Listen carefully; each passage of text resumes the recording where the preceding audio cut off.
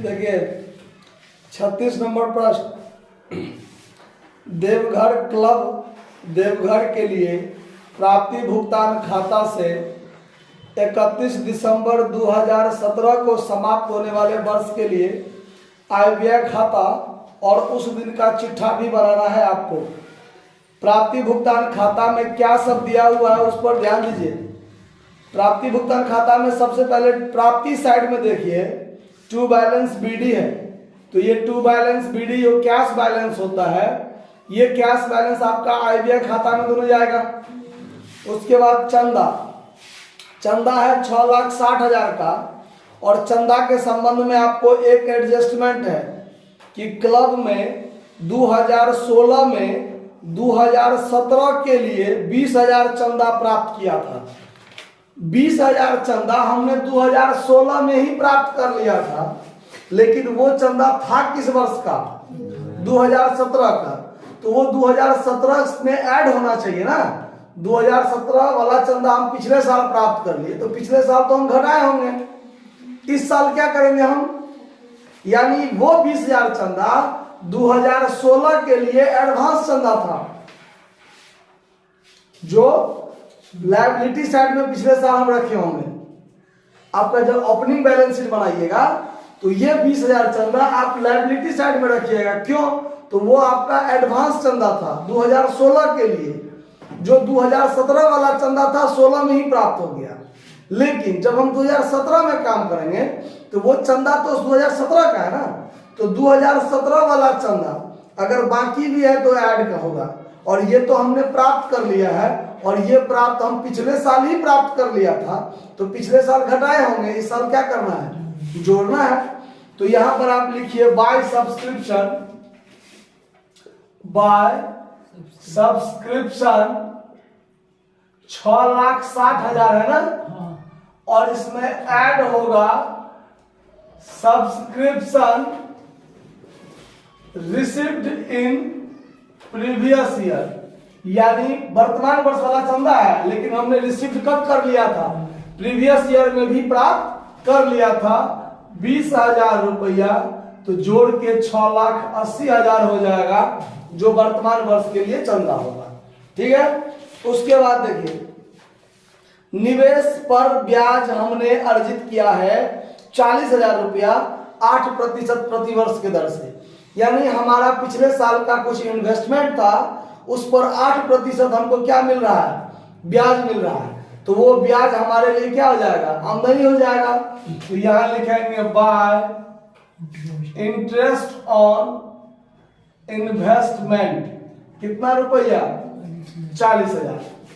इस साइड हो गया। इस साइड में आइए, भुगतान साइड में देखिए सैलरी है 3,30,000, तो यहां पर सैलरी तो होगा ना, एक्सपेंडिचर साइड में सैलरी 3,30,000।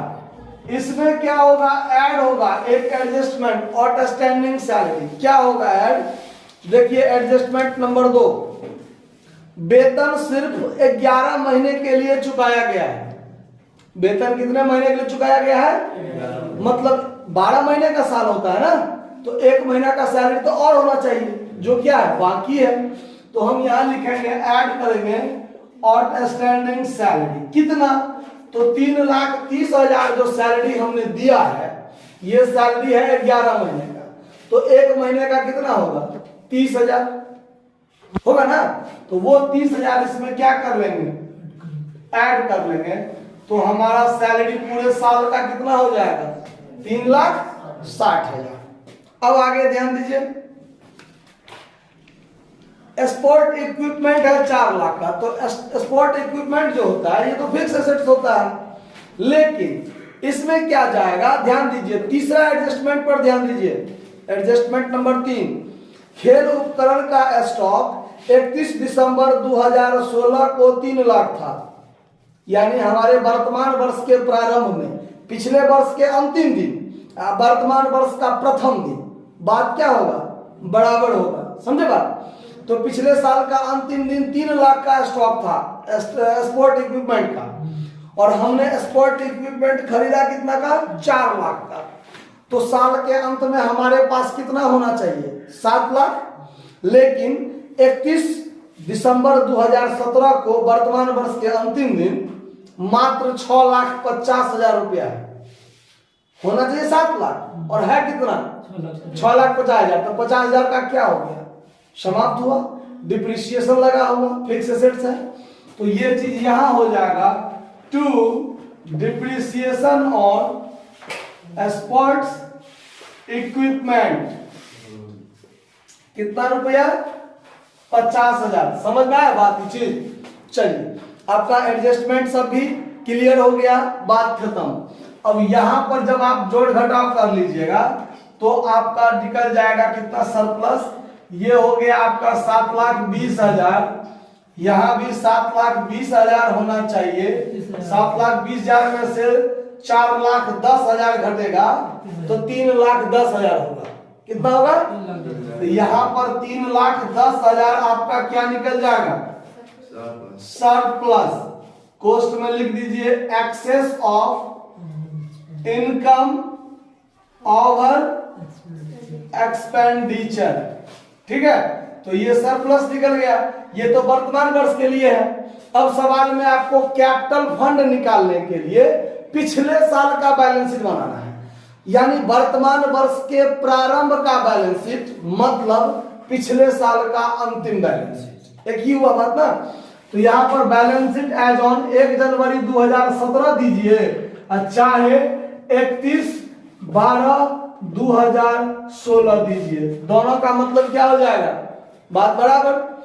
अब इस प्रारंभ में जो बैलेंस शीट बनाएंगे हम, उसमें क्या होगा कैसे होगा उस पर ध्यान दीजिए। सबसे पहले आपको एसेट साइड भरना है। क्या भरना है, अब एसेट साइड में क्या होगा देखिए।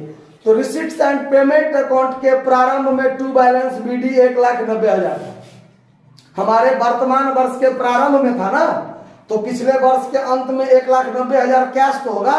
तो जब हम पिछला बैलेंस शीट बनाएंगे तो कैश लिखेंगे 1,90,000। उसके बाद देखिए, उसके बाद क्या होगा, तो आपका स्पोर्ट इक्विपमेंट प्रारंभ में कितना का था, 3 लाख का। 31 दिसंबर 2016 को 3 लाख का था। तो यहां पर लिखेंगे स्पोर्ट्स इक्विपमेंट कितना का, 3 लाख का। समझ में आया बात, कोई दिक्कत। उसके बाद और क्या होगा इसमें ध्यान दीजिए। चंदा 2017 वाला चंदा 16 में ही प्राप्त कर लिया था, तो वो लायबिलिटी हुआ ना। एडवांस सब्सक्रिप्शन क्या होता है, तो पिछले साल के लिए 20,000 जो एडवांस सब्सक्रिप्शन था वो लायबिलिटी था। तो यहां लायबिलिटी में लिख लीजिए एडवांस सब्सक्रिप्शन कितना, 20,000। ठीक है। अब एक चीज जो सवाल में नहीं है वो आपको अपने दिमाग से निकाल कर लाना है। सवाल में दिमाग लगाना है और तब निकाल कर लाना है। क्या आइटम है, ध्यान दीजिए। यहां जो आपने बाय इंटरेस्ट ऑन इन्वेस्टमेंट 40,000 लिखा, प्राप्ति भुगतान खाता में लिखा हुआ है कि हमने इन्वेस्टमेंट पर पूरे साल का 8% ब्याज हमको क्या हुआ है, मिला है 40,000। इसका मतलब पिछले साल हमने इन्वेस्ट भी तो किया होगा। वो पिछले साल हमने कितना का इन्वेस्टमेंट किया है वो सवाल में कहीं लिखा हुआ है, लेकिन हमारा इन्वेस्टमेंट संपत्ति तो होगा। तो वो इन्वेस्टमेंट कितना होगा उसका निर्धारण यहां वर्किंग नोट करके दिखाते हैं। देखिए हमारा इन्वेस्टमेंट कितना था पता नहीं है, माना कि इन्वेस्टमेंट बराबर x, पिछले साल का इन्वेस्टमेंट कितना x, और x का 8% हमको ब्याज मिला कितना, 40,000। तो ये प्रतिशत हटेगा तो बट्टा में 100 और 8x बराबर ये सीधे गुना हो जाएगा ना।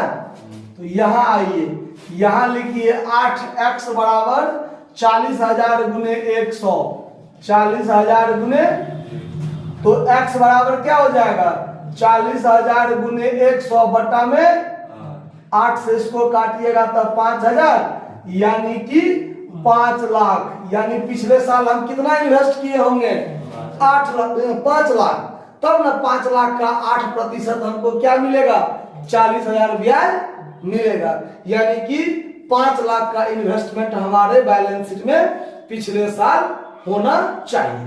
तो यहां पर हम इन्वेस्टमेंट लिख देंगे, इन्वेस्टमेंट कितना 5 लाख, यानी कि सारा बात आपका यहां क्या हो गया, क्लियर हो गया। ठीक है, अब यहां पर जोड़िए तो 5 लाख, 8 लाख, 9 लाख 90 हजार, 9 लाख 90 हजार, 20 हजार घटेगा तो 9 लाख 70 हजार है कैपिटल फंड। देखिए तो